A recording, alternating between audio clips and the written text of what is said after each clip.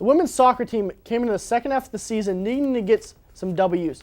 So I'm going to cross it over to Paul Daniels to see if the team could get some W's.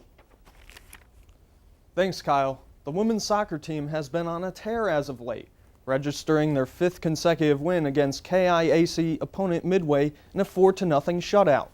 This marked a record for most wins in a row ever made by this women's soccer team.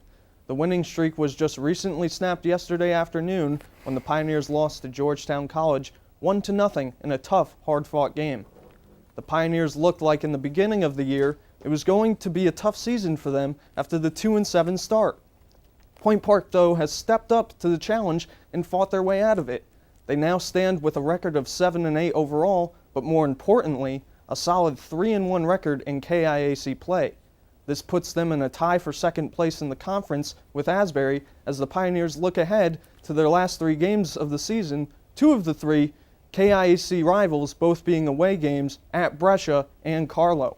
It's important for Point Park to finish strong heading into the KIAC tournament that starts early this November. Now, Paul, what can we expect out of this team in the road ahead? Well, they got 3 away games coming up, 1 on Friday and 1 on Saturday. They play St. Catherine, and then they got 2 KIAC rivals, Brescia and Carlow, both being away. And Brescia and Carlow aren't doing as well in KIAC play as the women's Point Park team is, so you expect them to finish the season strong and at least get 2 out of 3. Now, Paul, how impressive is it that the Pioneers started the season so rough, now have kind of turned it on, they are picking up those W's? Well, it's very impressive. As you mentioned, they were 2-7, and now they're 7-8. So this locker room really came together as one and looked their selves in the mirror and got the job done over these past 6-7 games. Now, what can we expect the Pioneers from the rest of the season? Because offensively, they're starting to put up goals. Do you expect them to continue, or do you expect them to go back to their defensive ways? Well, an interesting stat I looked up was in the first 9 games of the season, they were outscored 30-3. But in their last 6 games, they were outscoring opponents 13-2. So I expect offense and defense to work together and finish the season heading into the KIAC tournament with a high seed. Thanks, Paul. The rugby team season is coming down the home stretch, so let's pull Josh Krupp out of the scrum to see how the team did. Thanks, Kyle. Before Robert Morris University hosted the Point Park Bison Rugby Club on Saturday, they hadn't allowed more than 17 points in a match, and Point Park hadn't scored more than 10. That all changed as Point Park played their best rugby of the season despite a 40-29 loss against the Three Rivers Rugby Conference's second-place team. Through the first 10 minutes of the game, it looked like it was going to be an easy victory for RMU, scoring in the first and the 9th minute of the game to give them an early 14-0 lead. Point Park's usually strong defense was being ran all over, and RMU was getting easy breakaways that led to scores.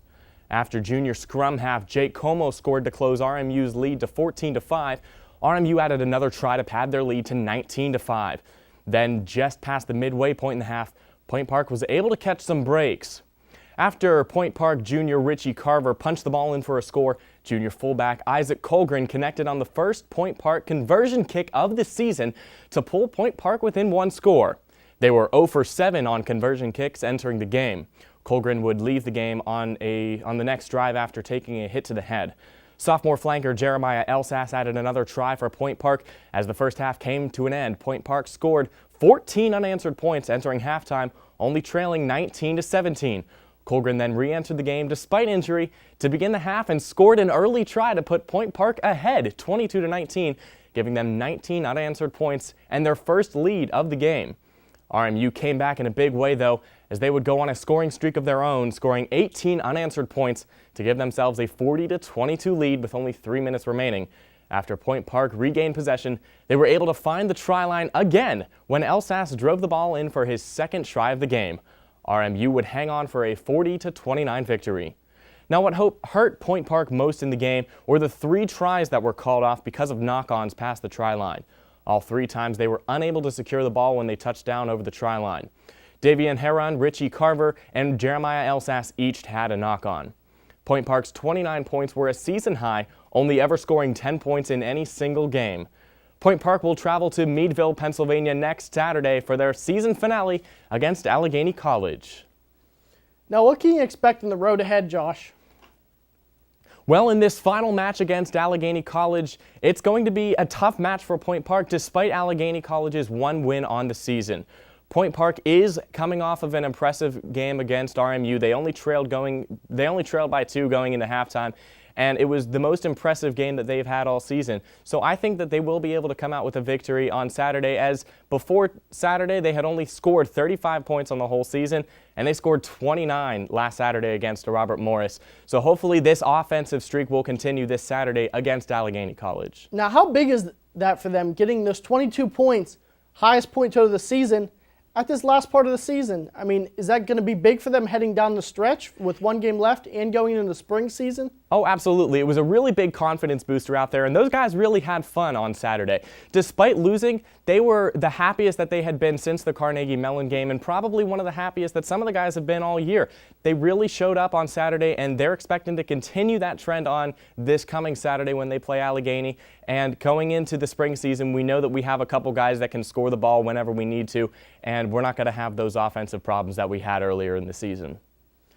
Now, how big would it be for the Pioneers if they were able to pick up a win against Allegheny and get them to their second win of the season? Yeah, to close out the season on a victory and end on a high note would be a really, really awesome thing for this Point Park club that's looking for a lot of confidence boosters going into the spring season. It would improve upon their one-win season that they had just a year ago. They would have 2 wins now. We're still building as a club, and it would put us ahead of Allegheny and Carnegie Mellon in the standings. So that would really be huge for Point Park if we were to end the season on this high note. Thanks, Josh. Coming up on the Pioneers sideline, the Steelers had another defeat, and the Penguins season is underway in our regional sports report.